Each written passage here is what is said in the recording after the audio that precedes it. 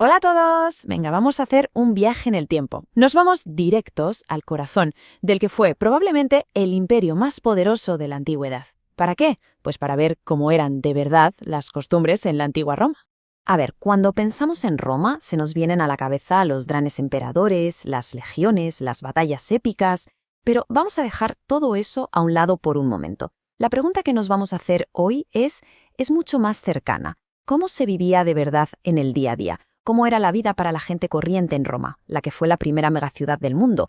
Una ciudad, ojo, que era un hervidero de gente superpoblada y llena de contrastes, como vamos a ver.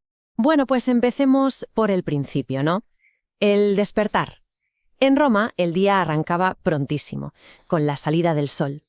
Pero claro, no era lo mismo abrir los ojos en un sitio que en otro. De hecho, el lugar donde te despertabas marcaba, pero por completo, el mundo que te ibas a encontrar al salir a la calle. Y es que el contraste era brutal, de verdad. Fijaos, por un lado tenías la domus de los patricios, de los ricos, un auténtico oasis de lujo, de espacio, con su patio central, el atrio, donde hasta recogían el agua de lluvia, una maravilla. Y por el otro, la realidad de la inmensa mayoría, las insulae, bloques y bloques de apartamentos donde la gente vivía literalmente hacinada. Eran edificios construidos con materiales malísimos, sin ningún tipo de servicio básico y además súper peligrosos. Los incendios y los derrumbes estaban a la orden del día. Es que la vida y la muerte podían estar separadas por tan solo unas calles. Esta forma de vida tan práctica se notaba desde primera hora. Por ejemplo, el desayuno, lo que ellos llamaban el irientaculum. Olvidaos de un gran ritual, para nada. Era simple combustible para arrancar el día. Un trozo de pan, a lo mejor mojado en un poco de vino o con un trocito de queso y a la calle. Rápido, sencillo y a lo que se iba. Eficiencia pura. Después de ese desayuno tan rápido, tocaba vestirse, y para un ciudadano romano varón, vestirse significaba una cosa, ponerse la toga. Pero cuidado, la toga no era solo ropa, era mucho más. Era el símbolo de tu ciudadanía, una especie de DNI textil. Era una declaración pública de quién eras en ese mundo. El color que llevaba, las rayas, todo, absolutamente todo, le estaba diciendo a la gente cuál era tu estatus social. Antes siquiera de que dijeras una palabra. Y esto nos lleva directamente a la siguiente pregunta. ¿Cómo estaba montada esa sociedad? Porque la toga al final era solo el reflejo de una estructura social que era increíblemente rígida, casi inamovible. Una jerarquía que lo definía absolutamente todo.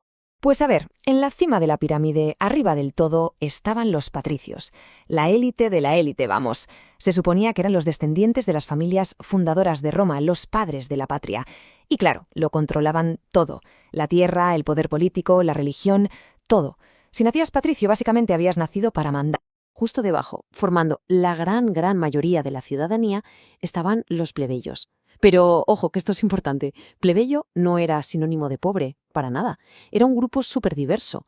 Ahí te encontrabas desde comerciantes que tenían bastante dinero y artesanos, hasta los jornaleros más pobres, los llamados proletari. ¿Y por qué proletari? Porque su única riqueza, su única aportación era su descendencia, su prole. Este grupo tan variado era en realidad el verdadero motor que movía la ciudad. Y luego, sosteniendo todo este tinglado, en el escalón más bajo de todos estaban los esclavos. Y hay que ser muy claros con esto. Para la ley romana no eran personas, eran cosas, propiedades. Y toda la economía romana, pero toda, desde el trabajo en las minas hasta el servicio en las casas más ricas, dependía por completo de ellos. La sociedad romana estaba construida, y esto es literal, sobre las espaldas de los esclavos.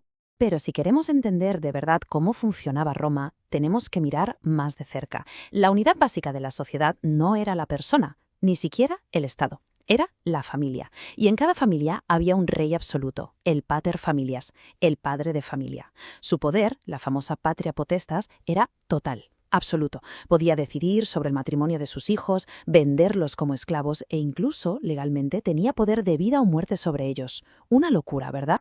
Vale, la mañana en Roma, como hemos visto, era para el trabajo, para los negocios, para el negocium, como decían ellos. Pero la tarde, la tarde era otra historia. La tarde era para el otium, para el ocio. Y el ocio en Roma no era algo privado, no. Era un asunto público, a lo grande, espectacular. Y sí, muchas veces bastante brutal. Mirad, para que nos hagamos una idea de la escala de la que estamos hablando, quedémonos con un número, 1.600. 1.600 personas. Esa es la capacidad que tenían las famosas termas de Caracalla. Y no eran unos simples baños para lavarse, eran centros sociales gigantescos. Y esto explica perfectamente por qué eran tan cruciales en la vida romana.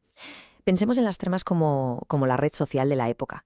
Claro que ibas a bañarte, a pasar por las piscinas de agua fría, templada y caliente, pero también ibas a hacer deporte, a la biblioteca, a charlar con los amigos y, cómo no, a hacer negocios y cerrar tratos. Eran, sin duda, el corazón de la vida pública romana cuando caía la tarde. Pero claro, el ocio romano tenía otra cara, una mucho más oscura y sangrienta, la del anfiteatro.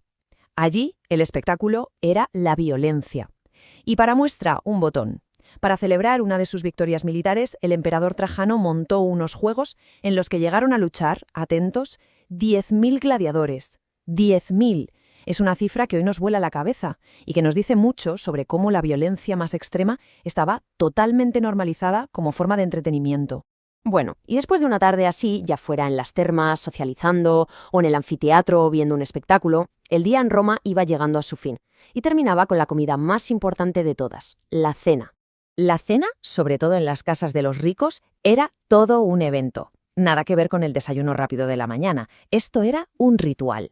Se empezaba con la gustatio, que eran unos aperitivos, algo ligero. Luego venían las prima mense, el plato, o mejor dicho, los platos principales, con carnes y pescados. Y para terminar, la secunda mense, el postre, que normalmente era fruta de temporada, como uvas o manzanas. Y aquí va un detalle que a mí me parece fascinante y que rompe un poco con la imagen que tenemos. ¿Sabíais que los romanos, por norma general, no bebían vino mientras comían? Creían que mezclado con la comida estropeaba los sabores. El vino lo dejaban para después. Se servía en la sobremesa, que era cuando de verdad empezaba la conversación, el debate, la parte más social de la cena. Poco a poco el sol se ponía en Roma, terminando el día. Y con el paso de los siglos, el sol también se pondría sobre su imperio. Pero al terminar este repaso, es imposible no pensar en las conexiones, en los ecos de aquel mundo que resuenan en el nuestro.